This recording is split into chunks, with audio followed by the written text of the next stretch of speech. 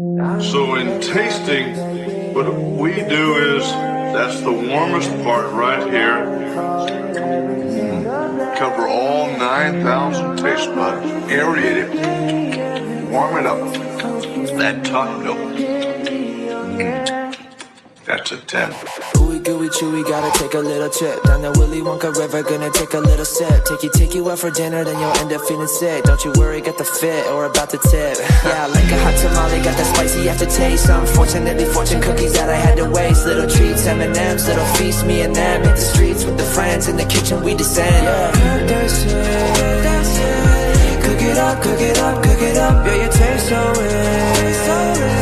Spin it up, spin it up, spin it up.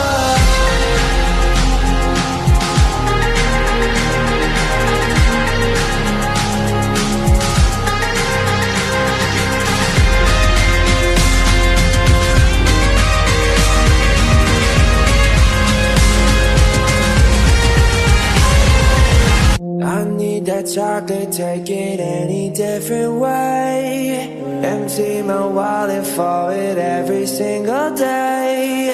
Fill up my pockets with the gimme every taste. Oh, give me that candy, oh yeah. I need that chocolate. Syrup on my pancakes, butter in the pan. We eating all the sushi like we cooking in Japan.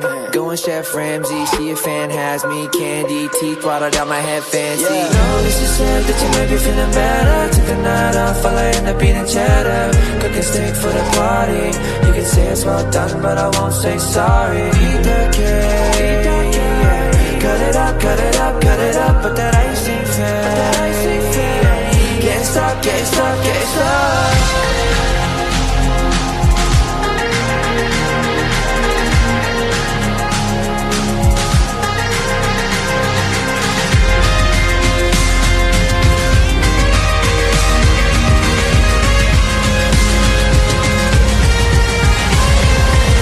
I need that chocolate, take it any different way. Empty my wallet for it every single day. Fill up my Happy birthday! Happy birthday! Happy birthday! Cried the four old grandparents as Charlie came into their room early the next morning. Charlie smiled nervously and sat down on the edge of the bed.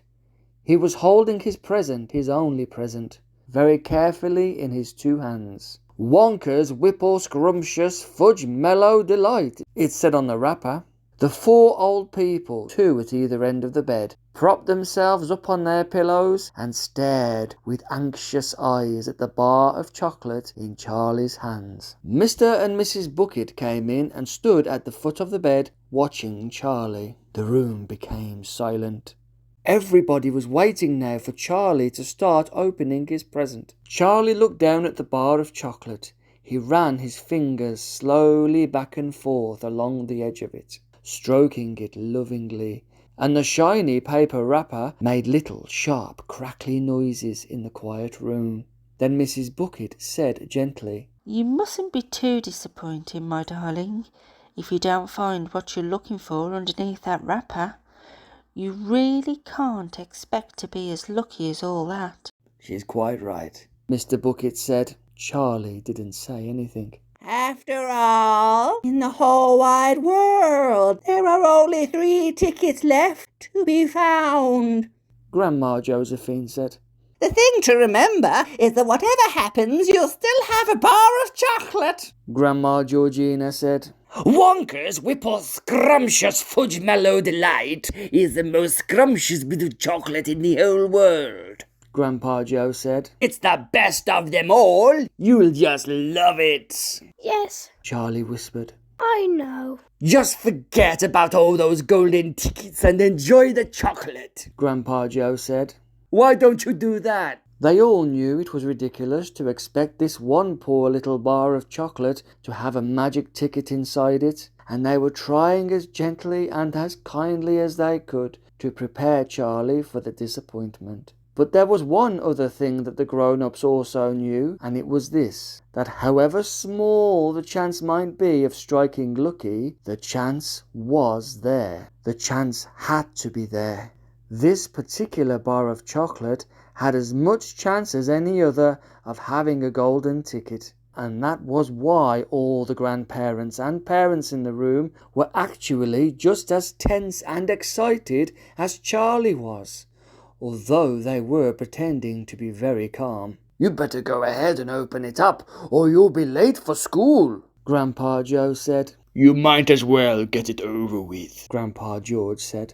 Open it, my dear. Grandma Georgina said. Please, open it. You're making me jumpy. Very slowly, Charlie's fingers began to tear open one small corner of the wrapping paper. The old people in the bed all leaned forward, craning their scraggy necks. Then, suddenly, as though he couldn't bear the suspense any longer, Charlie tore the wrapper right down the middle, and onto his lap there fell a light brown, creamy-coloured bar of chocolate. There was no sign of a golden ticket anywhere.